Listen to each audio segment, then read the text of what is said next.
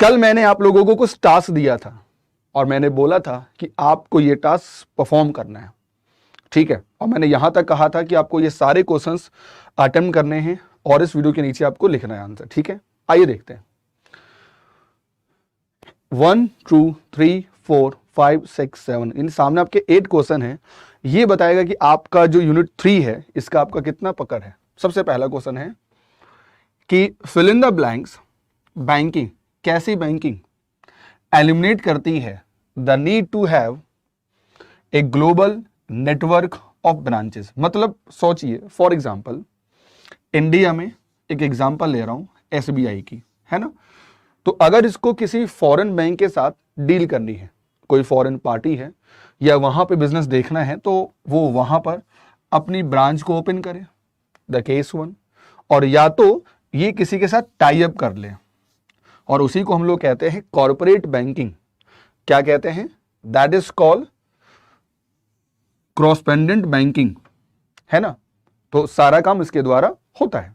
Now दूसरा है for using what services it is must to have an account relationship with the correspondent banking. यानी आपको अगर उस सर्विसेज को कंज्यूम करना है तो उसके लिए आपको आपके पास इस बैंक के साथ आपका रिलेशन होना जरूरी है। तो इसका जो आंसर हमारा होगा दिस इज कॉल्ड पेमेंट। यानी अगर आपको पेमेंट सर्विसेज लेना है तो आपको इसके लिए उनके साथ रिलेशन मेंटेन करना है।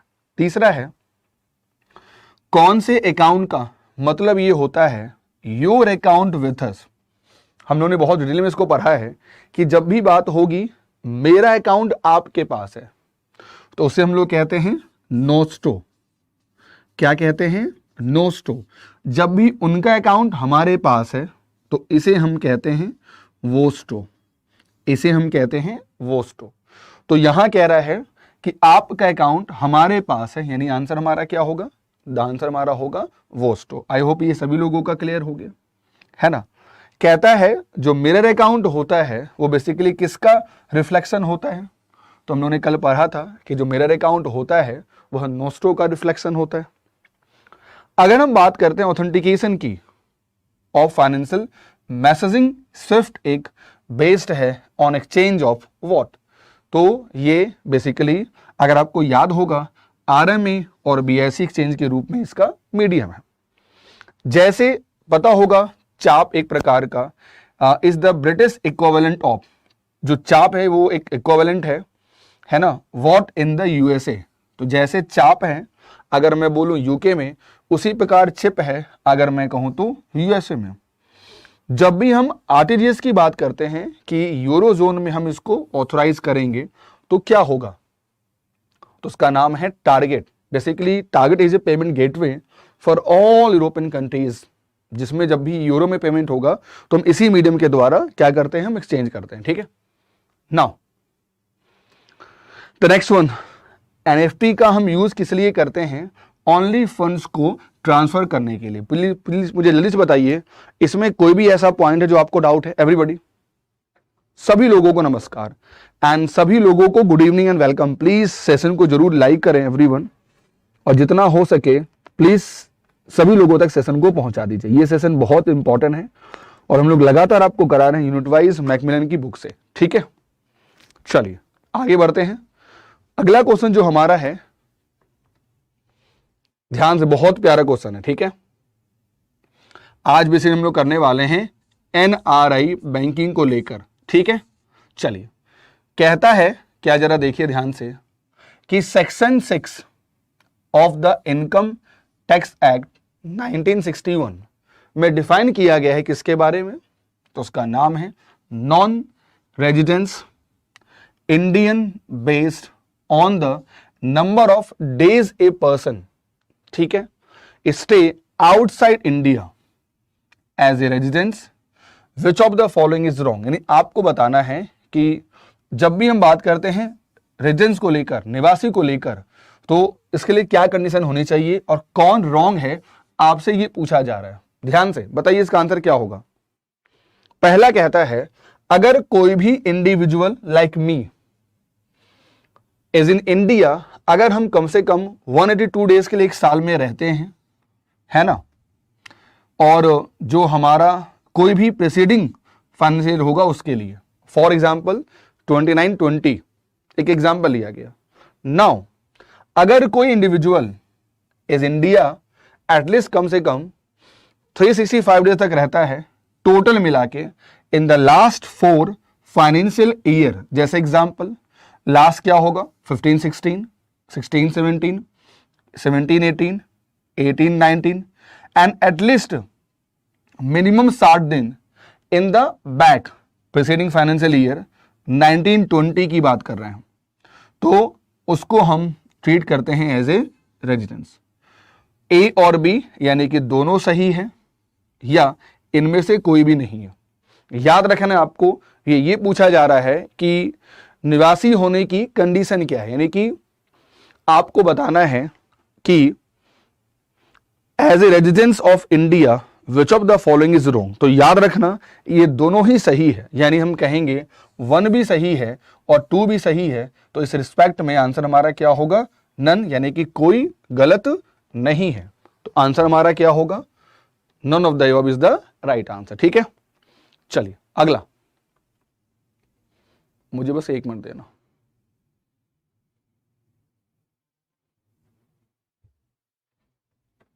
नाउ अगला है amendment effective from 1 April 2020 if an individual is in India for at least 120 days, okay, in the previous financial year, okay, at least 365 days or more in the last financial year, that is 16, 17, 18 or 19, and the taxable income in India exceed, then the non-resident Indian will be treated as residence for the taxation purpose। मतलब कहने का है, ये कह रहा है कि अगर मान लो कोई भी ऐसा एनआरआई, कोई भी ऐसा इंडिविजुअल इंडिया में अगर कम से कम 120 डेज रहता है मिनिमम, है ना, in the financial previous financial year के हिसाब से,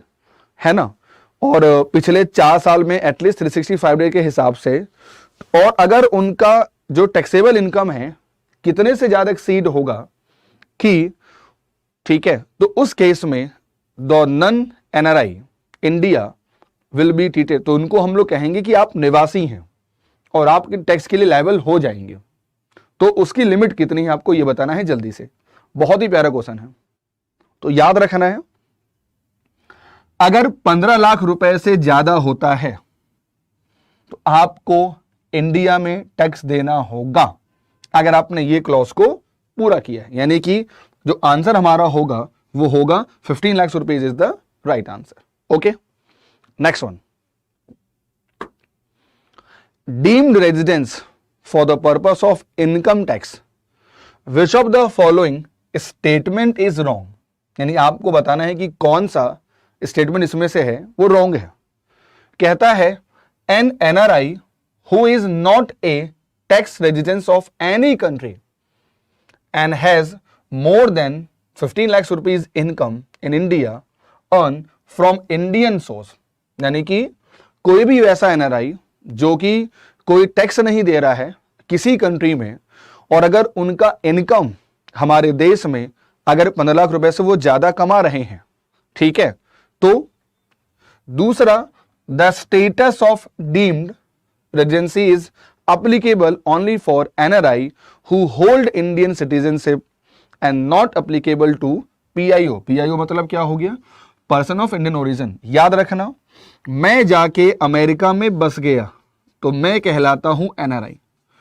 अब वहां पर मेरी जो अगली जनरेशन होगी वो कहलाएगी PIO, यानी जो मेरा बेटा हुआ that we known as the PIO कहेंगे, यानी अगर उनके पास अभी PIO का स्टेटस नहीं है तो आंसर तीसरा होगा या आंसर 4, इनमें से कोई नहीं। याद रखना, आपको यहां पूछा जा रहा है कि कौन सा रॉन्ग है। Please I request to everybody, please participate. Answer गलत हो सही हो डजंट मैटर, लेकिन आपको कोशिश जरूर करनी है आंसर देने की। सभी लोगों को मैं कह रहा हूं लगातार, please participate everyone, because participation एक नियम है और आप अभी ऑफर का लास्ट डेट है, आप यूज कर सकते हैं कोड राजीव, जिससे आपको 55% का डिस्काउंट मिलेगा। मैं डेली 8 PM पर क्लास लेता हूं, उसके लिए आप BFM का कोई भी बैच ज्वाइन कर सकते हैं, है ना। चलिए, तो इसका आंसर अगर मैं बोलूं 4 होगा, क्योंकि ये दोनों ही सही है। मैं फिर से कह रहा हूं, ये दोनों ही सही है, याद रखना।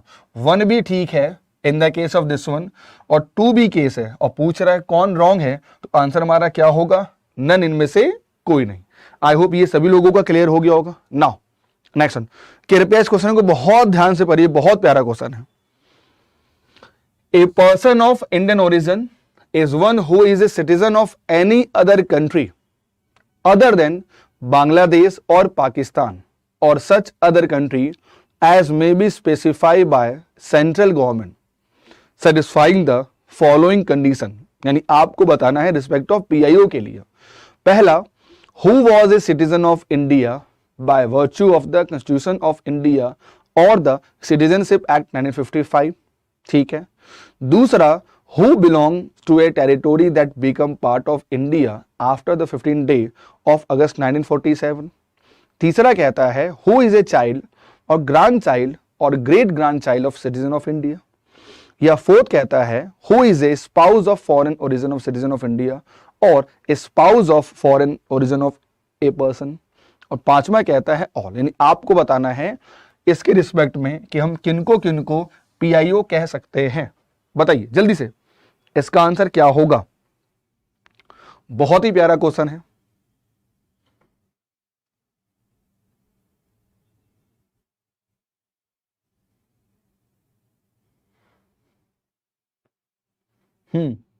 आंसर क्या होगा, तो इसका आंसर आपका क्या होगा, तो याद रखिएगा इसका आंसर होगा ये सारे सही हैं, ये सारे सही हैं। ओके, द नेक्स्ट वन, जब भी हम बात करते हैं ओवरसीज फर्म को लेकर, ट्रस्ट को लेकर, कंपनीज को लेकर, predominantly on by non residence Indian are call, तो उसे हम बेसिकली क्या कहते हैं। अगर कोई भी ओवरसीज फर्म हो, कोई ट्रस्ट हो, कोई कंपनी हो, जिनको कोई NRI अगर ऑक्यूपाइड किया है, तो उसे हम क्या कहेंगे, वो NRI कहते हैं, PIO कहेंगे, या ओवरसीज कॉर्पोरेट बॉडीज कहेंगे, या ओवरसीज सिटीजन कहेंगे, या इनमें से कोई नहीं, नन।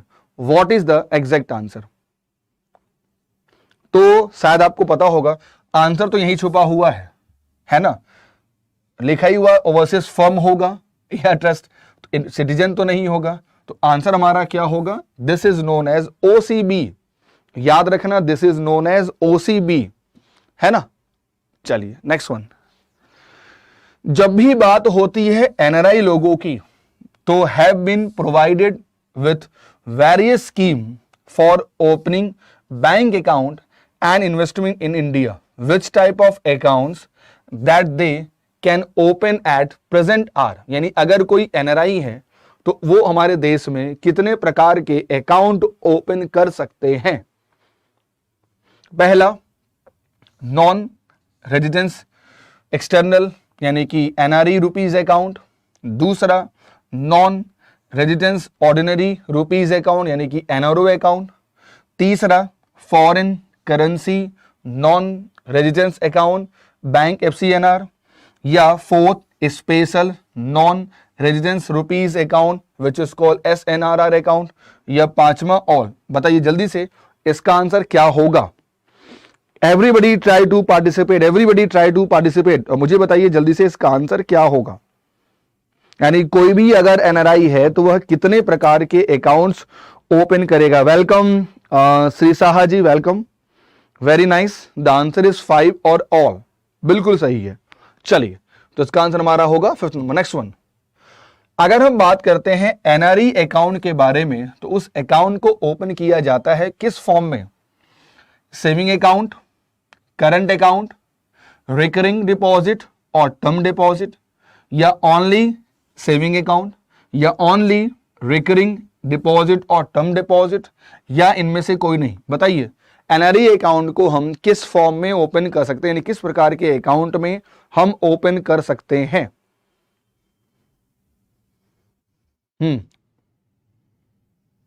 Very nice. अच्छा मुझे बताइए, ये जो यूनिट वाइज हम लोग सेशन लेके चले हैं, ये आपके लिए कैसा है? Please give your feedback. बिल्कुल सही है। तो आंसर हमारा क्या होगा, याद रखना, अगर मैं कहूं रिकरिंग एंड टर्म डिपॉजिट, तो एक पॉइंट है याद रखना, इनके लिए एक कंडीशन है कि कम से कम आपको 1 ईयर के लिए ही ओपन कराना होगा, और आंसर हमारा होगा 1 नंबर। ठीक है, आंसर हमारा क्या होगा, 1 नंबर। यह 5 दिया है, बाय मिस्टेक है 5, आप इसको 1 कहिए।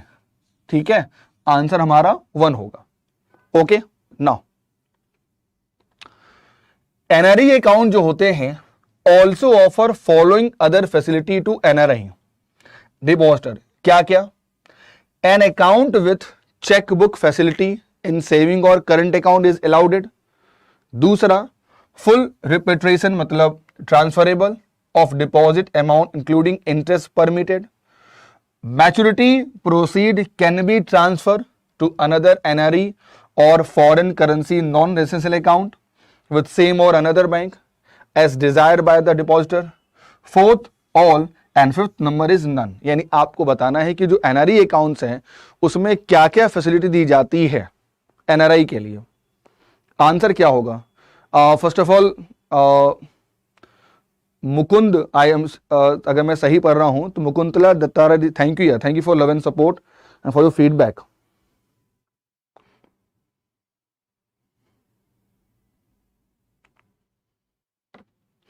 एक्चुअली हम लोग का पर्पस ये है कि पिछले अगले 2 महीनों में, अभी जैसे क्लोजिंग खत्म हो जाएगी तो अगले 2 महीनों में जितने भी हमारे यूनिट हैं इस पेपर 2 में, जैसे मैं करा रहा हूं और भी मेंटर्स करा रहे हैं, तो आपका सारा जो यूनिट वाइज हम लोग सारे क्वेश्चंस को डील कर लेंगे, तो आपको ज्यादा बर्डन नहीं करना पड़ेगा थ्योरी पढ़ने के लिए। ठीक है, और अगर आपका कॉन्सेप्ट क्लियर नहीं है, थ्योरी कवर करनी है, तो डेली नाइट में मैं 8 PM पे बस थ्योरी करा रहा हूं, जिसके लिए आप कोई भी पेड बैच ले लीजिए, जहां पर मैं कवर करा रहा हूं BFM पूरा, है ना। Very nice, the answer is 4, very good. ठीक है, नाउ नेक्स्ट वन, बैंक्स में अलाउ टेम्परेरी ओवरड्रॉइंग। ध्यान से, बहुत प्यारा क्वेश्चन है। Temporary overdrawing up to what in NRE saving account, however such OD must be clear within 2 weeks by remittance from abroad or from any other NRE FCNR account. 50,000 rupees may be overdrawing, 50 lakhs rupees may be overdrawing, 50,000 rupees may be overdrawing. ये by mistake हो गया, यहां पर एक और कर लो, 5 lakhs हो गया, तब ऑप्शन नहीं तो सेम हो जाता। And fourth number is none is the right answer. बताइए इसका आंसर क्या होगा, 9th का आंसर क्या होगा? तो यहां पर लिख लीजिए 50,000 रुपीज ही कर सकते हैं ओवरड्रॉइंग, तो आंसर हमारा क्या होगा, 1 नंबर हो गया। ठीक है, चलिए नेक्स्ट वन। अगर हम बात करते हैं एनआरई अकाउंट्स को लेकर, तो उसको हम किस रुपीज में, किस फॉर्म में हम मेंटेन कर सकते हैं? As such the exchange fluctuation risk lie within the depositor. पहला इंडियन रुपीज, दूसरा फॉरेन करेंसी, तीसरा both, and fourth number is none. What is the exact answer? Please everyone participate. और please अगर अभी तक आपने ओलेबोट और जीआईबी सीआईबी को सब्सक्राइब नहीं किया तो सबसे पहला काम तो सब्सक्राइब करें एवरीवन।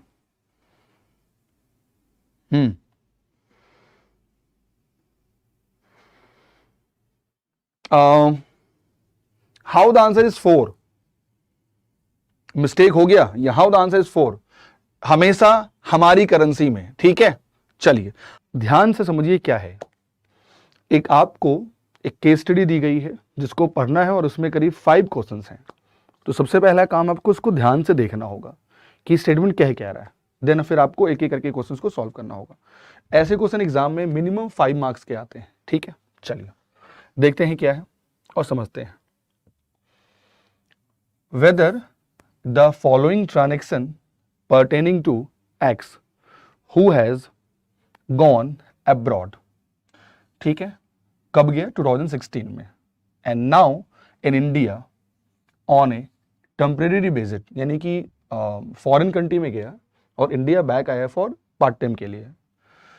तो पूछा जा रहा है कि permissible and if yes which account, यानी कि इंडिया में जो भी इनकम जनरेट होगा तो उसको जब दिया जाएगा वो कौन से अकाउंट में उसको जमा करेगा। Okay, so that the question. पहला केस दिया गया है कि कोई प्रॉपर्टी है during the 2017 from the disease parent in India, जिसे 45 लाख रुपीज में बेच दिया गया, इससे इनकम जनरेट हुआ, इनको दिया जाएगा। कंसर्न है कि कौन से अकाउंट में जाएगा।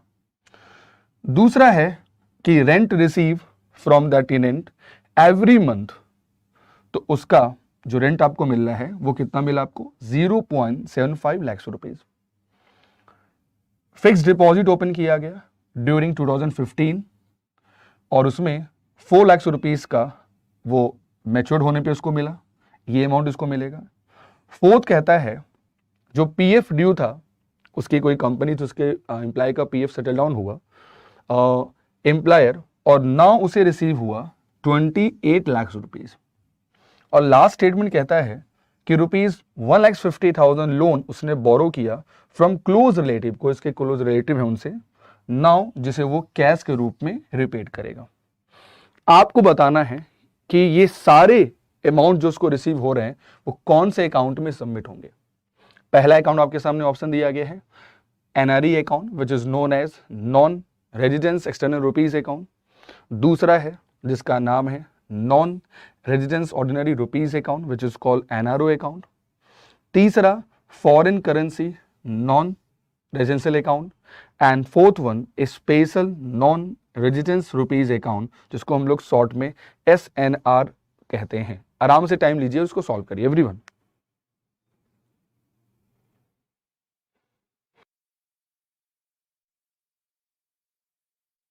ओके, चलिए अब इसको सॉल्व करते हैं, ठीक है। नाउ ध्यान से देखिएगा क्या कहता है। सबसे पहला क्वेश्चन कह रहा है कि दिस वन, तो कहते हैं जब भी प्रॉपर्टी इनहेरेंट होती है, मान लो किसी फाइनेंशियल ईयर में from dishes parent in India, तो आपने अगर उसको बेचा है तो उससे जो भी पैसा मिलेगा, याद रखना है आपको, उसको आपको जमा करना है किस अकाउंट में, that is known as NRO account.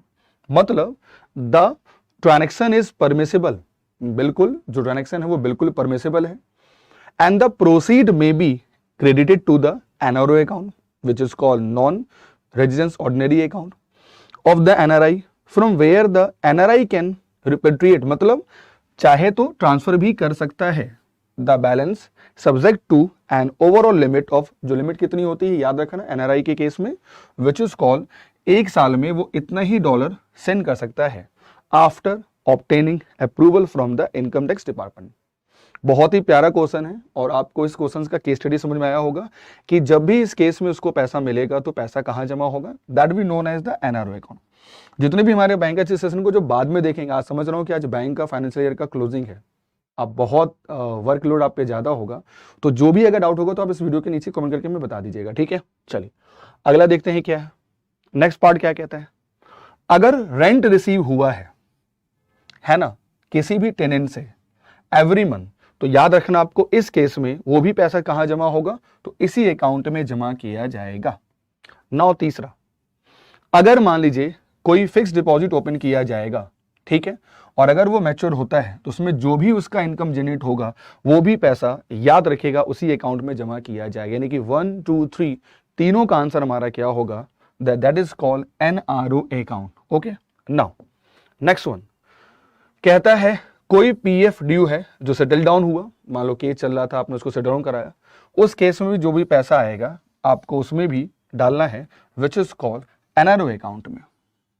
याद रखना इन सारे केसेस में जो आपका आंसर होगा वो आंसर आपका क्या होगा, एनआरओ अकाउंट में।